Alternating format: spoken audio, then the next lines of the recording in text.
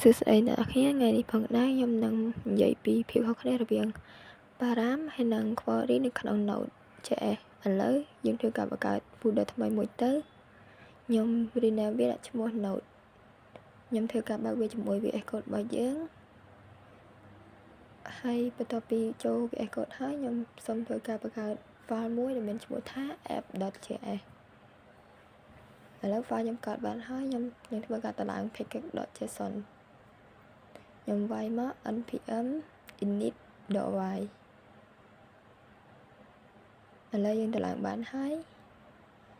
ចឹងខ្ញុំតម្លើងអីមួយចំនួនទៅការទៀតដូចជា express ហើយនិង nodemon ចឹងវាយ npm e express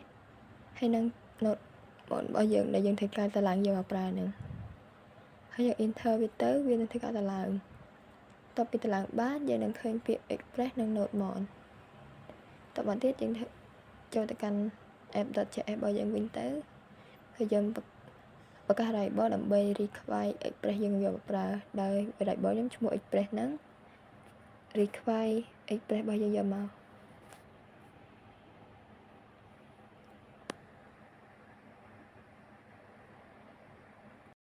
ហើយខ្ញុំបង្កើត variable មួយទៀត app ស្មើនឹង express ហើយចុងក្រោយខ្ញុំសូមបង្កើត variable ទៅនឹង port ដោយយើងប្រកាសមកស្មើនឹង port នេះអ្នកនរគ្នាចង់ដាក់ម៉ាន់ក៏បានដែរប៉ុន្តែខ្ញុំចង់ដាក់ port 3000ហើយបន្តមកទៀតខ្ញុំឲ្យ connect app ជាមួយនឹង port ហ្នឹងអញ្ចឹងដាក់មក app.listen port របស់យើងហើយខ្ញុំបើសិនជាវាដើរខ្ញុំឲ្យវា console log ចេញ server is running port 3000អញ្ចឹងខ្ញុំសេទៅ server is running port កន្លែងនេះ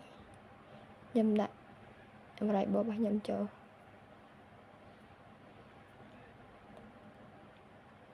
តមកទៀតខ្ញុំសុំសេ/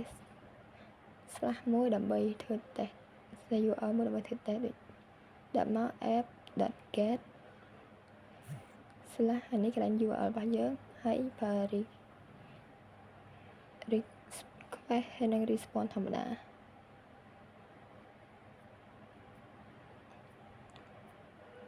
ហើយខ្ញុំចង់ឲ្យវា send ពាក្យថា hello នៅលើ browser អញ្ចឹងខ្ញុំដាក់ response.send ហើយដាក់ពាក្យ hello ក្នុងហ្នឹង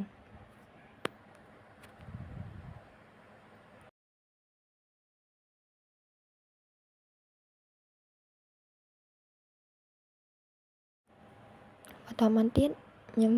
ធ្វើការ start វាទៅ npm start ចឹងវាមាន error យើងឃើញកន្លែងនេះវា error កន្លែង start អញ្ចឹងយើងចូលទៅមើលរបស់យើងទៅវាអត់មានពាក្យថា start ទេអញ្ចឹងខ្ញុំសុំថែមពាក្យថា start នៅហ្នឹង start ឲ្យយើងសេ edit ទៅខ្ញុំដាក់ node ដោយសារលើកនេះយើងប្រើ nodemon យើងដាក់ nodemon ហើយយើងដាក់ឈ្មោះ app របស់យើងឈ្មោះ file របស់យើងដែលឈ្មោះថា app.js បន្តមកទៀតខ្ញុំធ្វើការបើកវាសាមីខ្ញុំបើកវាសាមីហើយយើងចូលទៅមើល browser របស់យើងខ្ញុំសេមក localhost 3000ដែលសារ3000ហ្នឹងផុសដែលខ្ញុំរើសហើយយើងឃើញហើយពាក្យ hello នៅលើហ្នឹងអញ្ចឹងមានន័យថាយើងដើរហើយអញ្ចឹងខ្ញុំចាប់ដើមធ្វើទៅតាម param ដោយខ្ញុំដាក់ទៅ app.get/ នេះ slash របស់ខ្ញុំចង់ដាក់ហើយពូ param ហ្នឹងខ្ញុំប្រើ parameter ដោយ parameter ក្រោយ slash របស់យើងហ្នឹងត្រូវមានចុច2ពីមុខវានេះខ្ញុំប្រើលើកនេះប្រើ parameter ថា name parameter ហ្នឹងយើងដាក់អីក៏បានដែរស្រេចតែយើងតែខ្ញុំចង់ប្រើ name ហើយ request និង response ធម្មតាទៅហើយកន្លែងនេះដែរយើងត្រូវប្រកាស variable មួយផងដែរដោយ variable ក្នុងនេះខ្ញុំប្រើ let អត់ប្រើ count ទេដោយសារតែជា variable ក្នុង function ខ្ញុំកាស variable ទៅ name ស្មើ request.param.name name ក៏ទុយ .param ហ្នឹងវាបានមកពីកន្លែង parameter យើងនៅក្នុង URL ហ្នឹងប៉ុន្តែអា name ឈ្មោះ variable ហ្នឹងវាមិនមែនទេហ្នឹងផ្សេងយើងចង់ដាក់អីផ្សេងពី name ហ្នឹងក៏បានដែរ ហើយខ្ញុំចង់ឲ្យវា display លើ browser display name ដែលខ្ញុំបញ្ចូលក្នុង URL ហ្នឹងចឹងខ្ញុំចង់ឲ្យវាចេញពាក្យ username ហើយបាន display name ដែលខ្ញុំដាក់ក្នុង path URL ហ្នឹង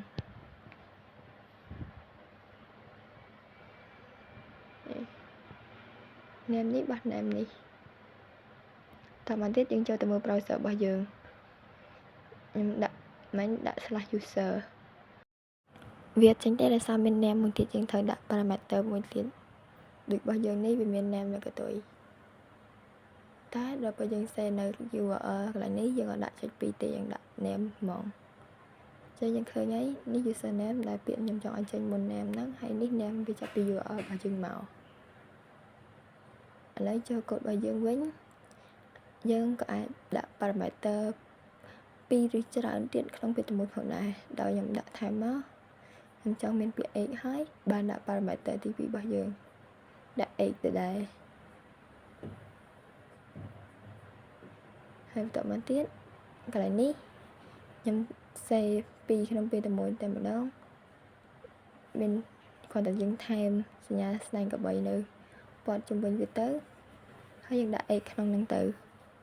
ហើយកន្លែងនេះយើងអត់បាច់ដាក់ទេយើងលុបយើងដាក់តែ request.param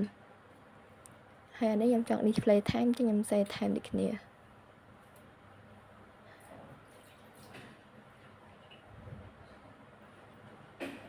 នេះខ្ញុំចង់ថែម x ហើយ x ដែលចាប់យកពី URL ហ្នឹងមកចឹងចូលមើល browser របស់ខ្ញុំសារទៀតទៅនេះខ្ញុំចង់ថែមទៅកន្លែងនេះយើងដាក់ x ហើយ parameter យើងចង់ដាក់អីក៏បានដែរខ្ញុំដាក់18អញ្ចឹងចេញដូចយើងចង់បានតមកទៀតចប់ហើយខ្ញុំចូល query តែម្ដងចំពោះ query ដាក់ដូចគ្នាមក app.get ហើយ URL នេះយើងដាក់តែ URL នេះវាទេយើងអត់បាច់ត្រូវការដាក់ parameter លើ URL ហ្នឹងទេខ្ញុំប្រើតែ /user ទេដោយសារវាអត់មាន parameter លាយឡំនៅក្នុង URL ហ្នឹងទេហើយយើងប្រើ request response ធម្មតា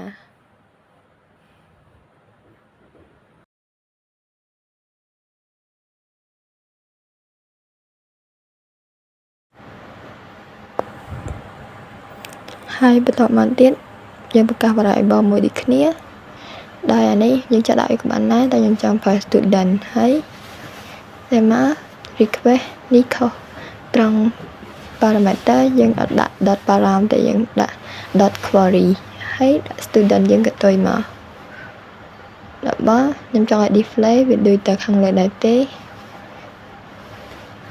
response.send ហើយខ្ញុំចង់ឲ្យវាដាក់ចេញពាក្យថា class ពីមុខអីដែលយើង save លើ URL ដាក់មកហើយខ្ញុំដាក់2ដាក់ឈ្មោះ variable របស់យើង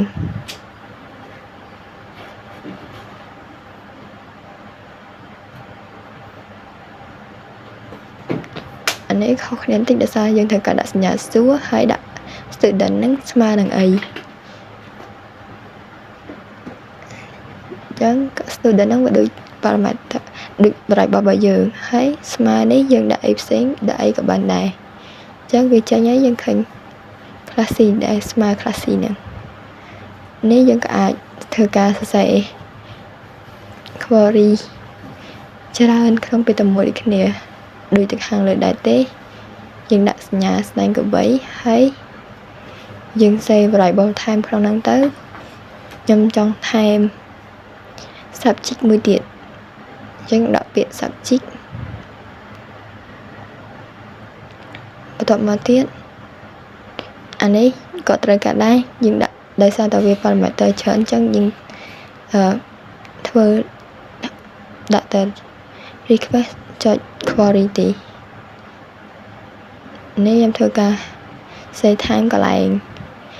response send អញ្ចឹងយើងមកមើលទៅកន្លែងនេះវាអត់ធ្វើការ /time ទេយើងគ្រាន់តែថែមសញ្ញានឹងហើយយើង save variable ថ្មីរបស់យើងហ្នឹងហើយយើងដាក់ស្មើតម្លៃអីដែលយើងចង់ដាក់ វាដូច key value